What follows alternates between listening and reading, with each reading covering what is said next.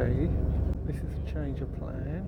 Instead of going to St Agnes today, I'm going on a trip to see some puffins and whatever else appears there at Annet and wherever. I missed this trip last week Monday, so I decided I want to go this Monday.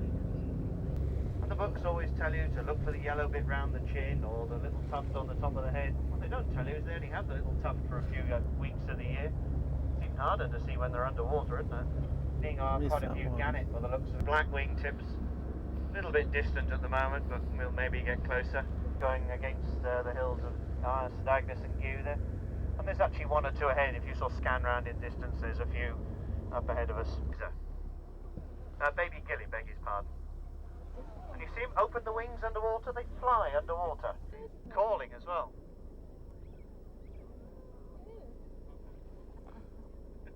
No, Dad is not in the pub watching a football. That's David's comment. Anyway, see the French apparently. The adult guillemot makes a funny noise which sounds roughly like the French word for William, Guillaume. And so we've adapted Guillaume into guillemot apparently many years ago. Although the old name for them was the mure, M-U-R-R-E. If you go bird watching in America, they call the guillemot the common mure.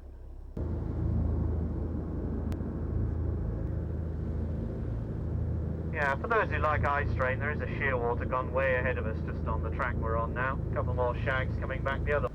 So it's there, lying with a marker. Just see the sun catch it then. But it's a porpoise, a harbour porpoise. So look at the marker there now. So just keep watching on the marker. It's unusual for them to show more than once or twice. There he is again. So there's at least two there. There's a guillemot coming at us with a fish, just going to go past the bow. Gone off to the right, carrying a sand eel. Oh, that was a good show. That was quite big then. Porpoise are not as big as dolphins. They tend to be slower moving, sleeker things.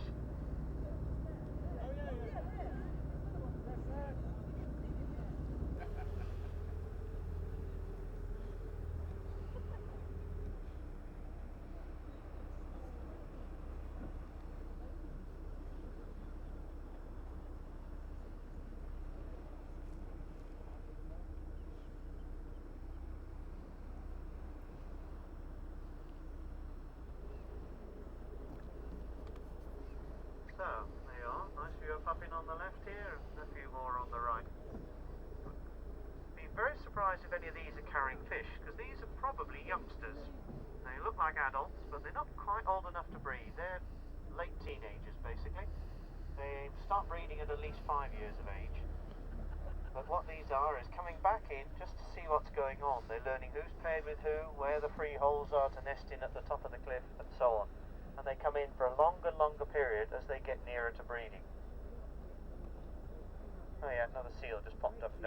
Winter time they go off away out across the Atlantic, all over the place, even down into the Mediterranean. Been records as far in as Italy. Been going in, landed. Didn't see that one, unfortunately. Puffin's just looking out of a burrow to the right of the group we're looking at now. You see the fulmar sitting on high, then go right, there's another fulmar. To the right of that, there's another puffin. There's puffins flying by in front of us there now. There's some shags sitting on the rock further away to the right, silhouetted against the evening sunshine, or lack of sunshine.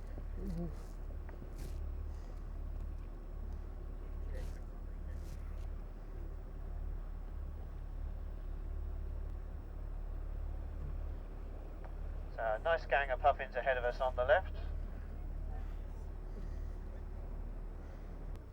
Not necessarily the most elegant landers in the world.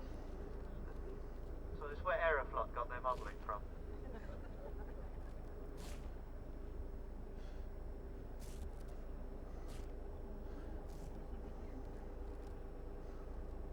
This group that's level with the bow, the right-hand pair are displaying, or they were nearly doing it. The head was going up, the tail was going up, so that's all, the ones in line with the rock for me. Right are the ones that are flapping. Keep an eye on them.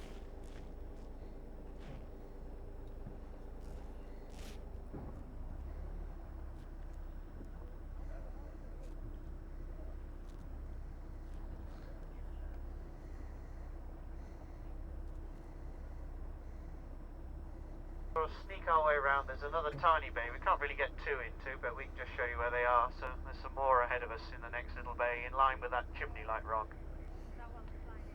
So you can see, not very big. They're not quite the smallest of the auk family that we get here. In the winter time, in a good windy period, we may get the little auk, whose nearest breeding grounds is Iceland, but they're a rarity. And the puffins are the one that breed. Around about 100 plus pairs these days, not only breeding on Annet, they also breed on Minkarlo, which is the biggest island in the Norrid Rocks up to our right, and one or two other rocks as well. So this is their stronghold, nowhere near as many as they used to be.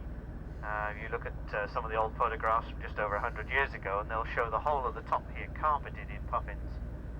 Don't really know the reason for decline, overfishing, sea temperature change, all sorts of things have been suggested. Like adults. These will be away out to sea this evening. They won't stay in here, a bit too dangerous for them, so they'll go off out and spend the evening a mile or so offshore, and then come back in again, so sometime tomorrow. And see if we look any better out the other eye. And then you can see another shag's nest. See that great black back on the big rock at the back? You can see that white doorstep.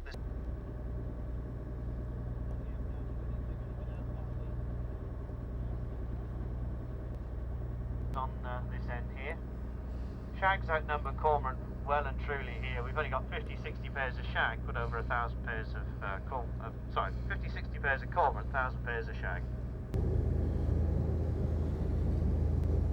Missed it.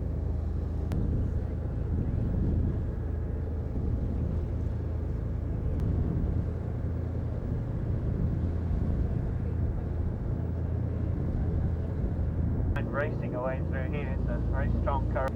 Bishop Rock Lighthouse.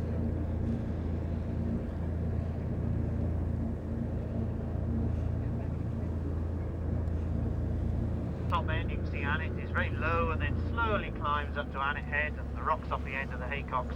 So they've got 3 shags in the water to our front left. We're going to start our look for shearwaters now. The Manx shearwater flies like the fulmar. Remember that stiff wing glide that the fulmar has? Shearwater has the same flight, but on a calm night they tend not to fly around. They like a bit of breeze. Well, I think their wish will be granted soon, but hopefully not just yet. So they basically wait till it gets dark and go ashore, and they fly in from the open ocean, sticking very low to the water, and they gather in a little group. That's what we're looking for. A small group of birds. At distance they'll look black. They float quite high in the water like the razorbills and guillemots. Not like the shags you've got on the left. You can see just a head and neck really. Yeah, that's a male with a really big heavy head.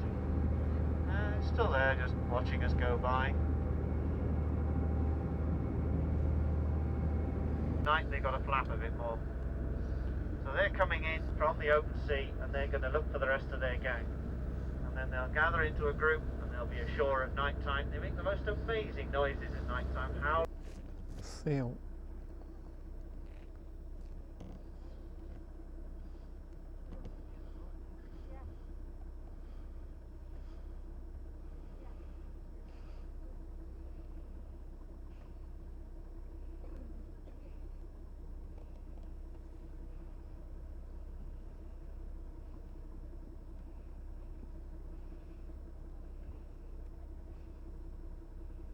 Well, they're at last coming up the channel towards us again. They're a long way off. They're more or less straight over the bow at present.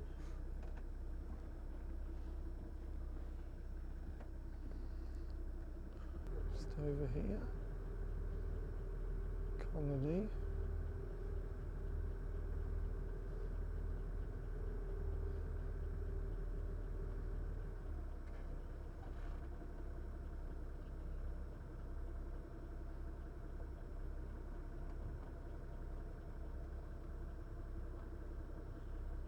Being very quiet so as not to disturb the birds.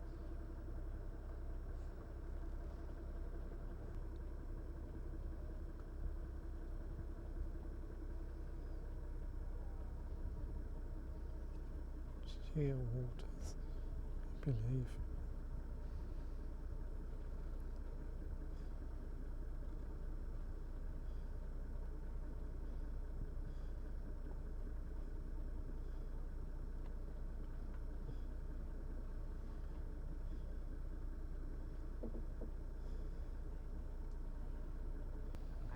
Just takes one of them to panic, and then they're up and away and soon into that glide again.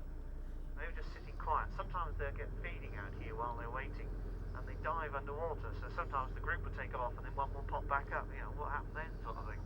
And they fly with their wings not full out, they just sort of cock their wings back. So they'll be ashore later on, howling and wailing over the top of the island, and all sorts of legends about them being the voices of lost souls at sea and so on, ghosts, etc., etc. Because you don't see a bird in daytime on the land, and then suddenly there's all this eerie noise. And when there's navigation, there's one of them that turned up in Australia proved, but generally they're pretty good. And we've got more and more sight records as more people spend time watching out at sea. So they've been seen now up around the edge, the other side of America. They've been seen off the California coast a few times. They really do wander. So these will tour around. They'll probably go back out where they started again, settle down off the edge of the island. So only a small population.